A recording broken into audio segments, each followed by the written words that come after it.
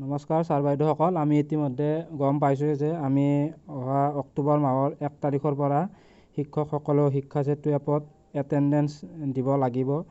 সেই সংক্ৰান্তত আজি শিক্ষা বিভাগৰ পৰা এখন বিশেষ চিঠি আহিছে।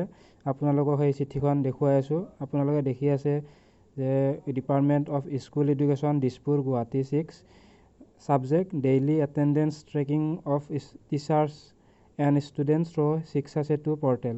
ইয়াত কৈছে যে শিক্ষা সেতু পৰ্টেলৰ দ্বাৰা আমাক যিটো এটেণ্ডেঞ্চ দিব দিছে সেইটো ছাবজেক্ট হিচাপে লৈ এই চিঠিখন দিছে। With reference two subject cheated above, it is informed you that Department of School Education Government Assam has introduced daily attendance tracking system in school through Siksha Setu app. The kind direction Honorable Minister Education Assam, the daily attendance of teachers and students through Siksha Setu app should be mandatory from 1st October. আমাৰ প্ৰথম অক্টোবৰৰ 1 তাৰিখৰ পৰা আমাৰ যিটো attendance সেইটো আমাৰ বাধ্যতামূলক বুলি কৈছে।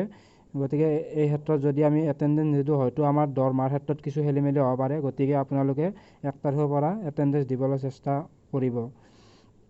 therefore request to complete the attendance. এতিয়া এই দেখিছে চিঠিখন তলত ইউৰ ফেথফুলি চাইন বাই নাৰায়ণ কনুৱাৰ।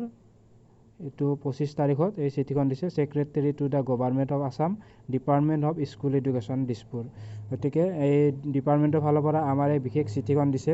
গতিকে আমি সকলোৱে 1 তাৰিখৰ পৰা শিক্ষা সেতু এপৰ দ্বাৰা শিক্ষকখিনিয়ে আমাৰ এটেণ্ডেঞ্চ দিব লাগিব। ধন্যবাদ। মোৰ এনেকুৱা ধৰণৰ ভিডিঅ' পাই থাকিবলৈ আপোনালোকে মোৰ চেনেলটো ছাবস্ক্ৰাইব কৰিবলৈ নাপাহৰিব।